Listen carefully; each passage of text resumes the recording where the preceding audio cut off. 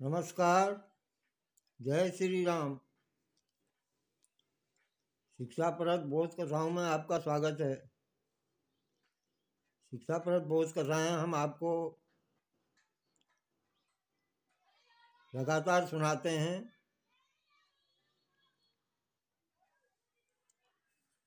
इन कथाओं से हमारा प्रयास है कि कुछ शिक्षा मिले, बच्चों को शिक्षा मिले, अपने देश, धर्म और भक्ति इसका प्रचार प्रसार हो।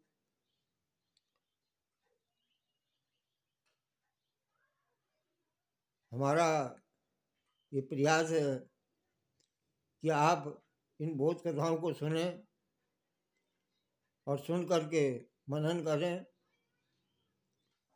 ये छोटी छोटी जो बोध कथाएं हैं ये हमारे मन को परिवर्तित कर सकती हैं। हमारा मन जो है चंचल है और कई प्रकार के विचार हमारे मन में आते हैं। तो इन सब से, इन छोटी छोटी बोध कथाओं से इनकी शिक्षाओं को ग्रहण करें और हम अपना कल्याण कर सकते हैं। आज की जो बोध कथा है उसका शीर्षक है देने का संस्कार। देने का संस्कार। अक्सर क्या होता है,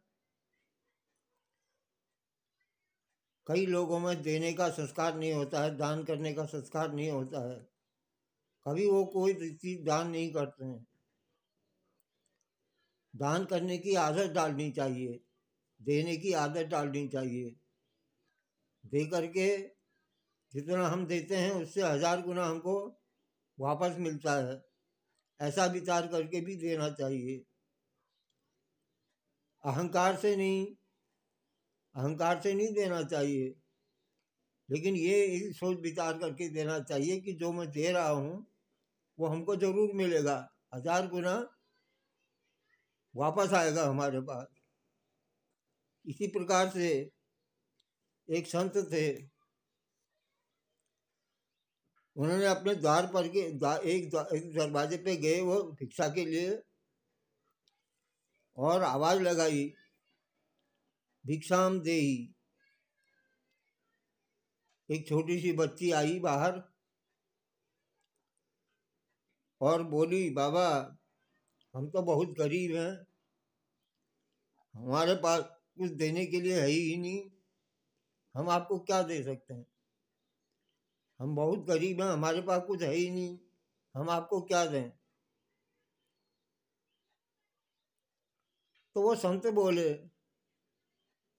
बेटी देने के लिए मना मत कर।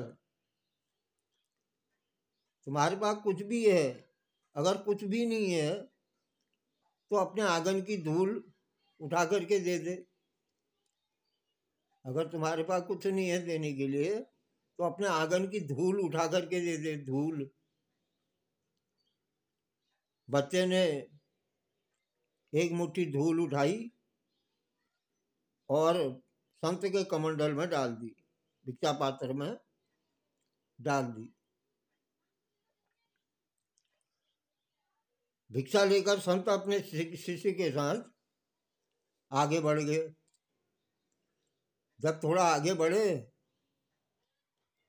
तो उनका शिष्य बोला, गुरुजी ये धूल भी कोई भिक्षा है क्या? इस धूल से क्या होगा? आपने धूल मांग ली, धूल दे दी उसने, तो ये धूल कोई भिक्षा है? आपने उस बच्ची से धूल देने को क्यों कहा? उसके पास कुछ नहीं था, कोई बात नहीं, नहीं देती, लेकिन आपने धूल देने के लिए क्यों कहा?